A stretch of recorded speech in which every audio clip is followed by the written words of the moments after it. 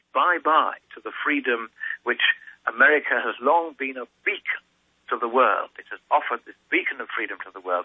Now, you are in immediate peril of losing that freedom. However extreme what I'm saying to you may sound, every word of it is verifiably true.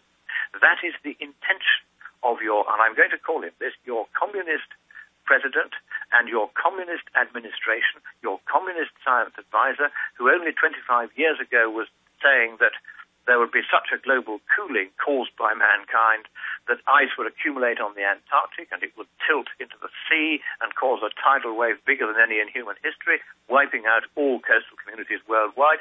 Now he says that global warming will cause exactly the same sea level rise and wipe out coastal communities worldwide.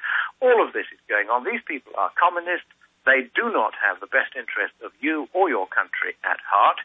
I would not normally speak in this way about your elected administration, but frankly, I think you were misled into believing that there was going to be change you could believe in. This is change on a scale that is simply almost unbelievable, but that is what is threatened unless you use your last days of freedom to stop it. Because once this treaty goes through, you can ring your senator, you can vote him in, you can vote him out, you can vote for a different president. It won't make any difference. Once this treaty binds your nation, you will never be free, never be prosperous. That's another key point is that does the latest treaty still have the wording that there has to be a unanimous vote by all the parties to let your country leave?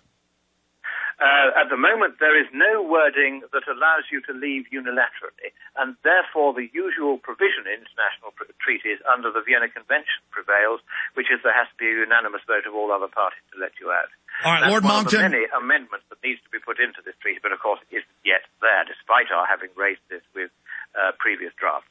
Lord Christopher Monckton, we're coming down to the end. I want to say bye to you here at the break. You've agreed that at the end of Copenhagen to pop back in with a final report.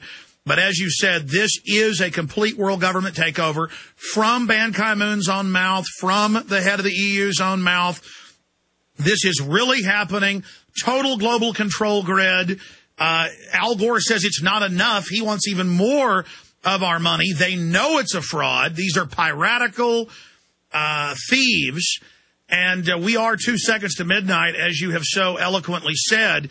But the fraud has been exposed, but it appears they don't care. They're just going to go forward establishing this carbon dioxide dictatorship. They know that gas is involved in all human activity, all life. And by picking that gas, they have a total dictatorship. I mean, this is the dawn of a new dark age with these control freaks preparing to bring us all in as chattel slaves.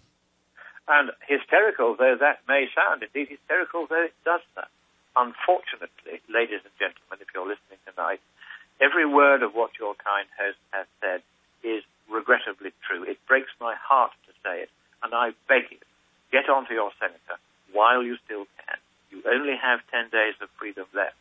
Already there have been scientists like James Hansen saying that anyone who argues, as I have argued, should be put on trial and executed for high crimes against humanity, because I want to keep the world free. Yes, they want to execute. I make no apologies. They want to kill people that don't agree with them. Lord Monckton, let me say bye to you during the break. I really appreciate the time. Fire out your website for folks. It's www.scienceandpublicpolicy.org. And one last point. Well, stay there. We've got a break. We've got a break, sir. Back in 1 minute. This is Key Info. Stay with us. Lord Christopher Monckton. Don't forget, my friends, my film, Fall of the Republic, is free online. Just Google Fall of the Republic. Watch it on YouTube, Google. Get it in high quality on DVD at Infowars.com, especially if you want to support us. A full hour of this explains the banking dictatorship using carbon tax to control our planet. Lord Monckton's with us for an additional 4 minutes to finish his point, and then I want to ask him about the prostitutes, the caviar, the jets, the limos, the open hypocrisy of these people. I mean, even by their own fraud, saying carbon dioxide is this deadly poison. Lord Monckton from Copenhagen, finishing your point. Yes, indeed. In fact, I was just saying God bless America, which I'll cheerfully say again. But let's take up your point. There are 1,200 limousines, carbon emitting, to drive the delegates around because it's too cold for them to walk to the global warming conference. there's a nice irony there. Just as most of the United States is blanketed in snow to a further point south than has been seen in recent history, or in some places in history at all, here we are shivering in Copenhagen too, 1,200 gas-guzzling limos, 140 private jets. Hey, I didn't even come in my private jet. All 6 of them are out for service at the moment. I came by train, which is very carbon efficient, or so we're told. And when we arrived in Copenhagen, wherever you go in Copenhagen, there are green sprayed signs saying Copenhagen. But in fact, those of us who've listened to the maundering comments of these useless national delegates in the conference chamber are calling it Copenhagen. And of course, those delegates are then rushing off down to the red light district and having fun with the prostitutes, exactly as you said, using their limos to get them there. And I suppose we might call that Copenhagen. But either way, it is a disgrace what's going on. It shows that what is really happening here is one law for the rich and one for the poor, one for the governing class and one for the rest of us. They are not cutting their carbon footprint, but my goodness, they're going to charge you through the nose if you don't cut yours.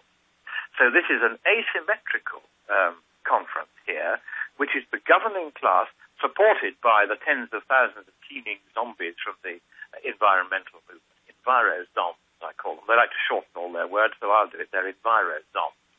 And these people are going to take away everything that is dear to us in your Constitution, every element in your freedom, every chance of prosperity, every chance of recovery from the present economic recession. Because they want control. They want absolute control. This is nothing less than a bureaucratic coup d'etat, which is days from succeeding. By the way, there was an article in the London Telegraph today, ClimateGate, Barack Obama's rule by EPA decree is a coup d'etat against Congress made in Britain. And during the break, you made a parallel. The last time Copenhagen had this much propaganda was when the SS were in control. That's right. Everywhere they're now green instead of red, white, and black. But there are banners everywhere that are deeply reminiscent of the SS.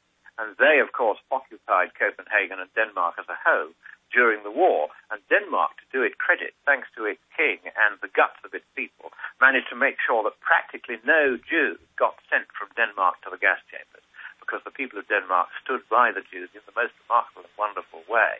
But now, Denmark's leaders are among the worst offenders in signing away the freedoms that Denmark won with the Allies during the war, precisely to prevent the kind of sinister dictatorship, all right, perhaps less violent and less brutal than what happened under the Nazis, but a dictatorship nonetheless. Well, they just kill you by starving you to death. They just kill you like Stalin did in the Ukraine by cutting off your food. That's right. They'll be cutting off not only your food, but your electricity. You won't be able to get up to the top of your tower block because the lift won't work, the elevator won't work, there'll be no electricity to drive it. There'll be a carbon footprint card so that everywhere you go shopping, you'll be limited to what you can have. Lord Monckton. To buy fuel. It's going to be a disaster unless you get onto your senator right after this. We're out of time. Godspeed. Godspeed, sir, there in Copenhagen. Thank you so much for all your time. We'll be right back.